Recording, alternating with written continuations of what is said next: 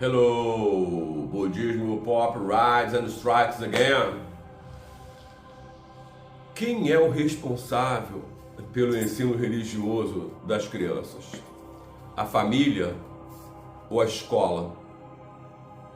Essa é a vinheta aí, Brian.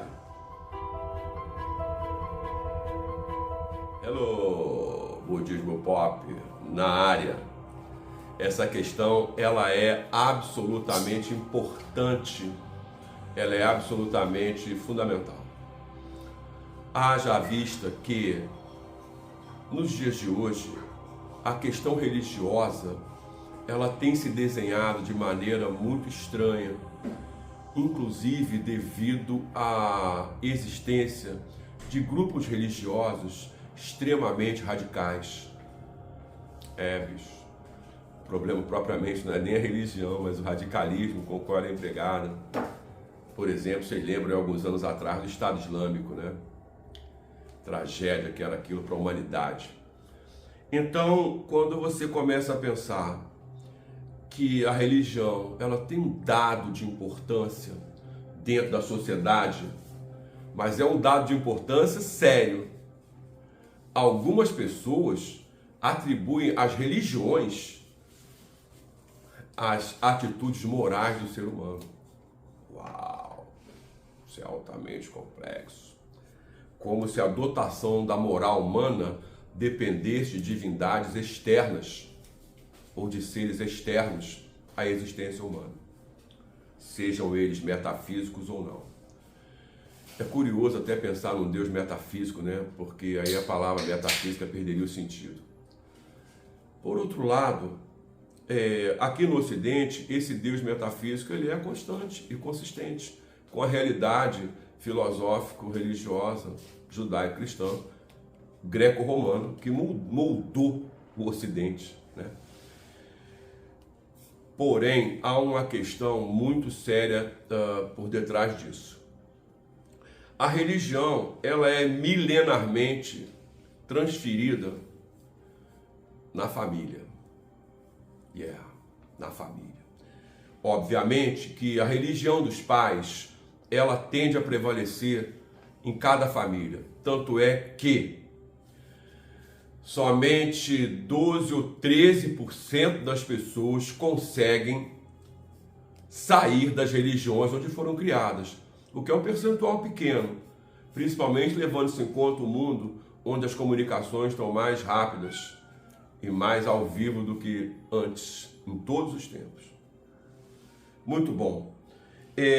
Eu sou de um tempo onde a escola eventualmente poderia ensinar religião. Eu fui criado em Marechal Hermes, no Rio de Janeiro. Cheguei de Minas Gerais com 8 anos.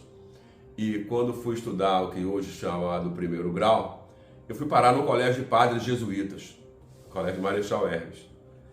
E lá, obviamente, você tinha aula de religião católica, já que o padre Fernando, que era diretor do colégio, ele era um padre jesuíta.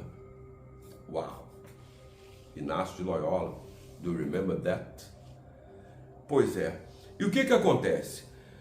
Já nesses primeiros momentos do contato com a aula de religião, que para meus pais, por exemplo, de fundamentos católicos, não tinha problema nenhum, nós tínhamos 4 coleguinhas, sim, porque as primeiras turmas desse negócio de ginásio, que agora é a 5ª série, 6ª série, no colégio de padre, até a 6ª série nós só meninos. Então nós tínhamos 4 coleguinhas, rapazes, que quando começava a aula de religião, eles saíam. Mas por que eles saíam? Eu às vezes me perguntava isso. Poxa, os caras são cristãos. Por que eles não ficam para ver ou aprender desta vertente cristã? E um dia pude perguntar para um deles, o mais jovem, que era meu amiguinho mais chegado, meu colega mais chegado. E ele falou para mim que ele era de outra visão cristã. Meus amigos, ele era de uma denominação protestante.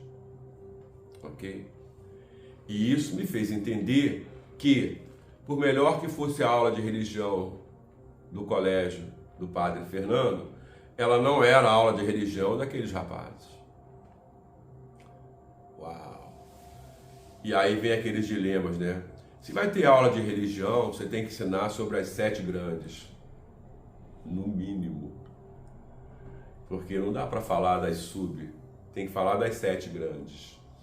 E para falar das 7 grandes, é preciso um nível de conhecimento e até mesmo uma certa grandeza de quem vai topar o empreendimento.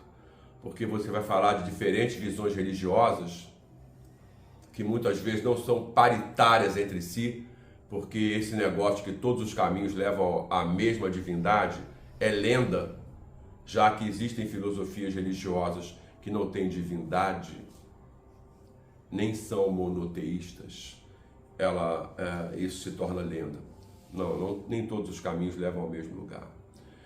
Além do que, quando você pensa nessa questão de maneira mais profunda, você repara que se você coloca o seu filho num colégio onde existe aula de religião de determinada vertente, você vai ter que pensar com carinho se você quer que teu filho tome conhecimento desse aspecto da vida através do colégio.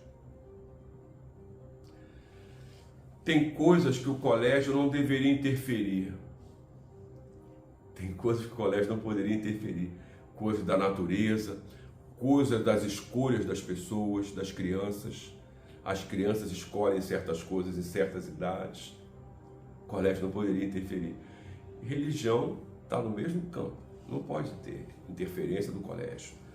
É fundamental que as pessoas que detêm uma visão religiosa consistente, que elas protejam seus filhos do que acontece nas escolas, em todos os campos, tá? Também no campo religioso. Por que isso? Porque a criança que tem uma visão religiosa da sua família não pode ser obrigada a participar da aula de religião de escola nenhuma.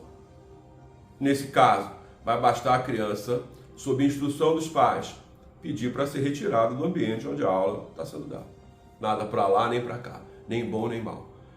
Porque se você pensar direitinho, a família detém nesse campo o conhecimento e o poder. Porque você vai passar para seus filhos os valores que foram fundamentados na produção da família, de onde o filho está vindo. No caso é você. Para pensar sobre isso, reflita sempre com atenção no seguinte: como no budismo, por exemplo, nada é proibido, nós temos aqui uma abordagem muito fluida sobre isso.